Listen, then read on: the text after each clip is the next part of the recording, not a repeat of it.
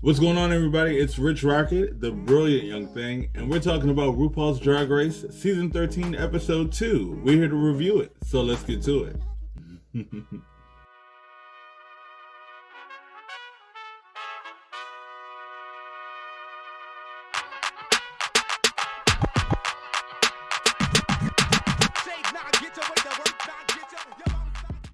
This is an accurate description of me trying to keep up with the twists and the turns of this season already.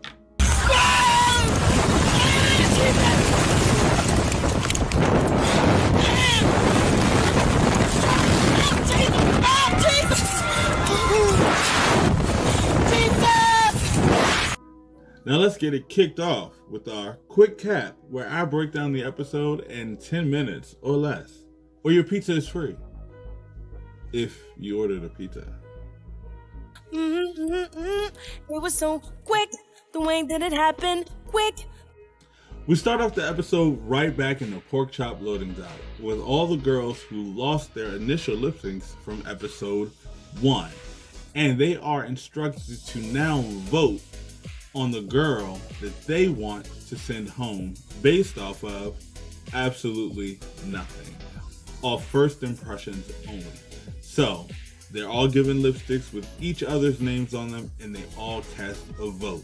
Okay, so my prediction last week was that they would vote off Joey J. Well, the vote came down to a tie between Utica, which gagged me. I did not see that coming, and Elliot with 2 T's. To break the tie, the girls had to vote again right after to figure out which girl would be the girl that would get the pork chop. The girls vote again, and the girl that's voted out is Elliot with 2 T's. Again, it's like, is this RuPaul's psychological warfare race? It's very hard to keep up with, and it just makes me think like how hard it must be to like go into the competition with this in the front of your mind. Fast forward to the girls who won from episode 1 entering the workroom for their first official day at RuPaul's Drag Race camp. And these girls are informed that they are about to do their first mini challenge, which is the also famous First Day Runway Challenge, where they are going to present a daytime look and a nighttime look. But before they even get to hit the runway, another twist. I can take this. Y'all, I'm serious. I do not want to do this. Come on. RuPaul informs them that somebody else is going to be entering the competition. Who is it? None other than Elliot with 2 T's. All this to say that RuPaul wants to drive home the idea that no one is a loser on RuPaul's Drag Race. Fair. But did we have to really go through all the torture just to get to that one idea? I don't know. So the girls are all getting ready together, and it sparks some weird tension in the room between the girls and Elliot with 2 T's, who I actually think is Missy Pyles in disguise. Yes. Another martini. Compliments of Tybo, 2 hours a day, 5 days a week.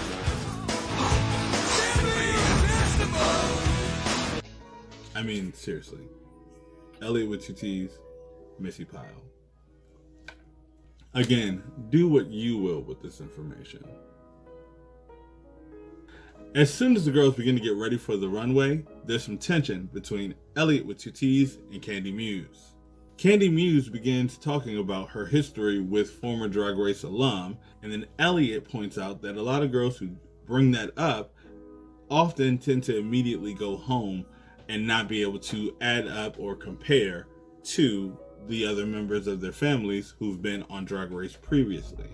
You can see that this kind of got under Candy's skin a little bit, but luckily she has the support of the brown girls that are all getting ready together. And I lived for this moment, seeing them all together, doing their makeup, celebrating each other, complimenting each other.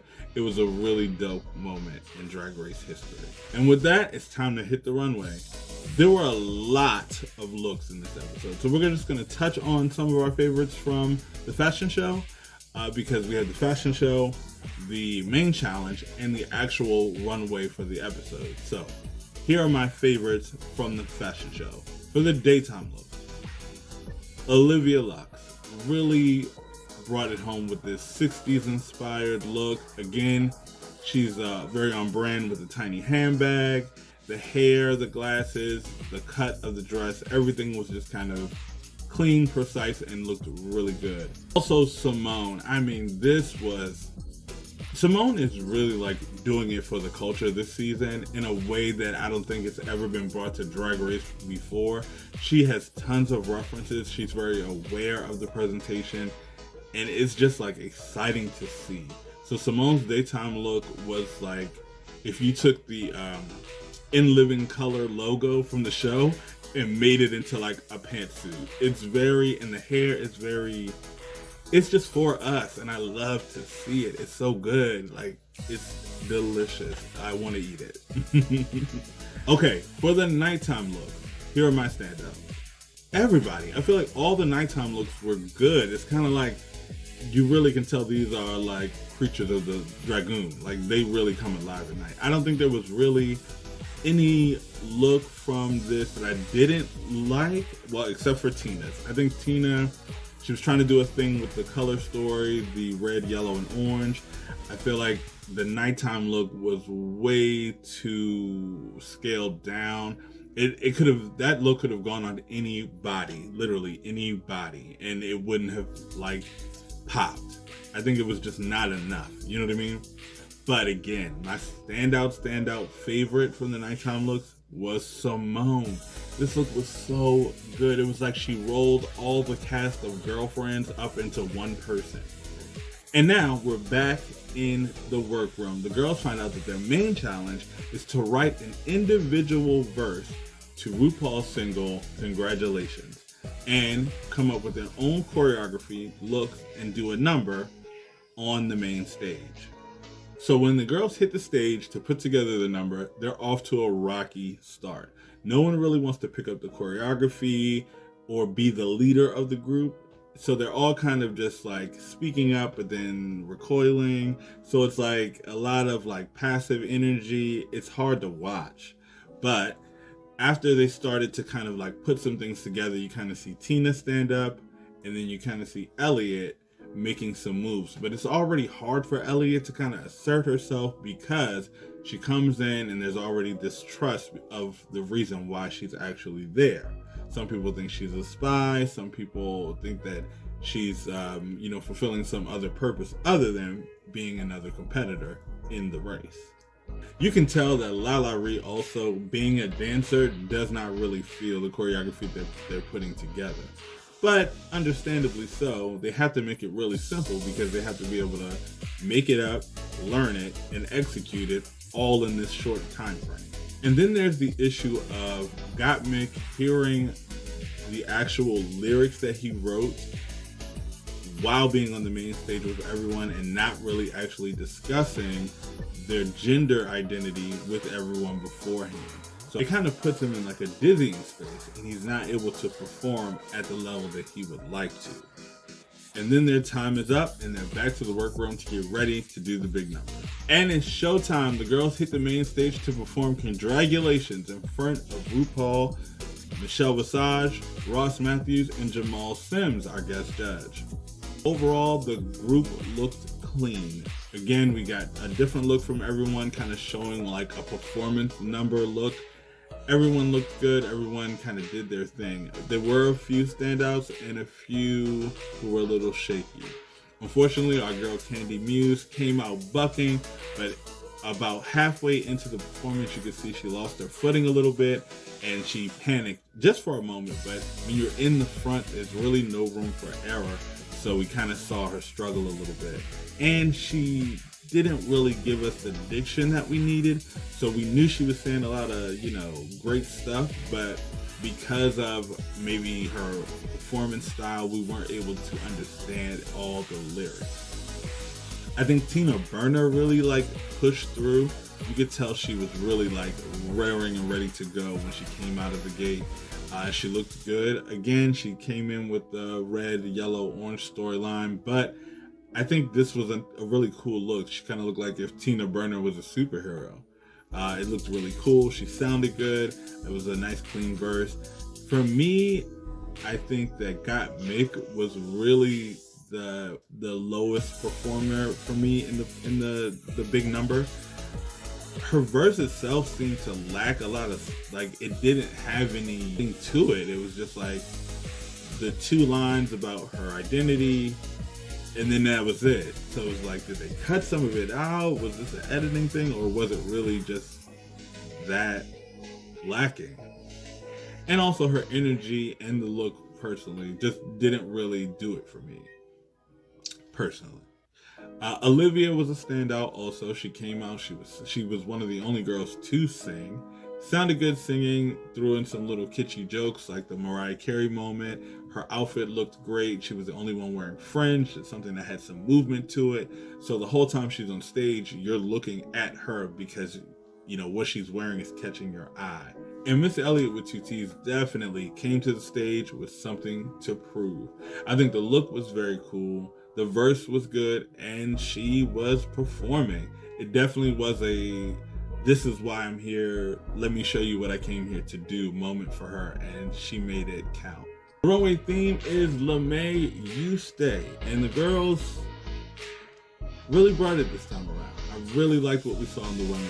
Fast forward to RuPaul announcing that Simone and Olivia Lux are the top 2 of the week, and there are no bottoms, which was really relieving to the girls because they were struggling with the idea of not being at the full capacity of the competition and having to leave before meeting the other girls, or seeing, you know, what they really built and put together being taken away from them so early on.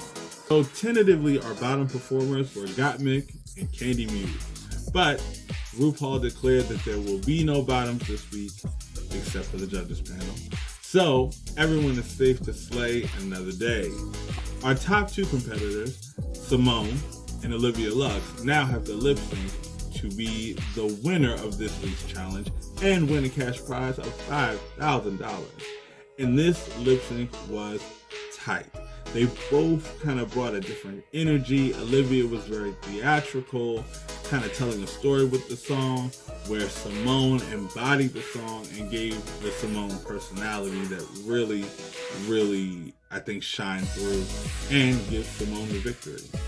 So Simone is our winner of this week's challenge. Now I have to admit, when they were giving Simone her critiques, I was like, love you.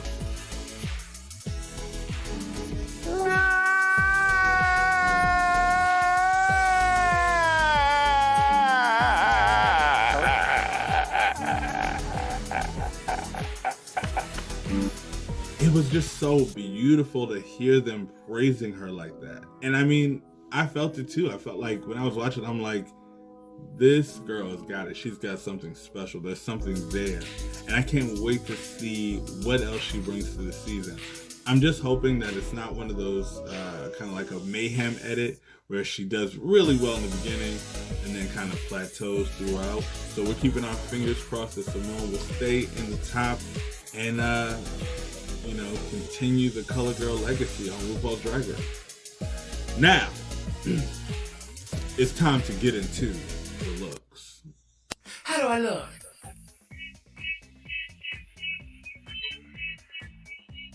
So we're discussing the looks from the runway. LeMay, You Stay. First up is Gottmik. This look was exceptional. I mean, the construction, the placement of the beading, everything is just right. It's art. I love this look. I'm going to give this look a 10. Next on the runway is Candy Muse. Now, I see all the references. It's very fembot, 60s, sexy, but there's something about it that just lacks a little bit of polish to me. I think maybe the color choice, I don't really know, but it's not bad. It's just not great.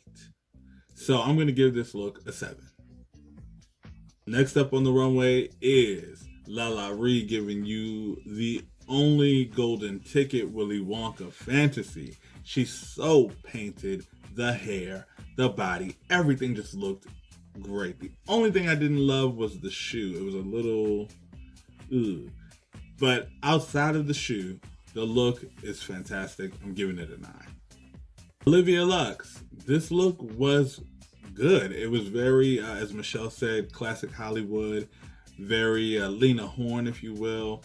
The only critique I would have had is I wish that it was just a little more fitted to her body. You can't really tell what her body shape is because the silhouettes are always very like open or comfortable is the word I'll use. So I think that she should have just like brought it in a little bit more to give it a little more sex. But outside of that, this look is fantastic. The hair, everything looked really good. Solid 8. Simone. This look was really cool. Out of the box, not what we would have expected for LeMay. She looked great. The hair, the details with the eyebrow, just everything was there for me. Look is a solid 9. Up next was Tina Burner. I was not expecting this at all. This was really dope. Not something I was expecting to see from Tina. Glad that she broke that color story that she was giving us the whole episode. This was just unexpected, clean, really polished, and it looked good. I loved the heart on the inside. When she got to the end of the runway, she opened up her jacket and there was like a little heart there for the 10-man, Wizard of Oz, boom, boom, boom. Love this. Give this look a 9.5. It was really dope. I took off those 5 points because she seemed a little shaky on the runway. I don't know what that was about. Like when she turned around, it kind of looked like she was going to fall over or something. But all in all, excellent look. 9.5. Last but not least was Elliot with 2 T's, who, again, this is literally Missy Piles. I'm sorry. It just is. But this look struggled a little bit for me. It was the shoe, which when you wear like a strappy shoe and then like it's nothing up to like a shorter dress, I feel like it makes your leg look this big. And the dress was just a lot of ideas all mashed into one. The hair didn't really go with it for me. I mean, color-wise, yes, but like look-wise and styling-wise, it missed the mark. I'm going to give this look a 6. And now it's time for our predictions.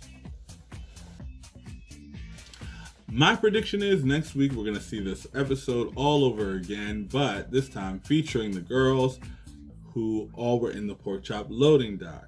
I think that if I can make a prediction about who will place high and place low, I'm thinking that from that group, maybe Utica.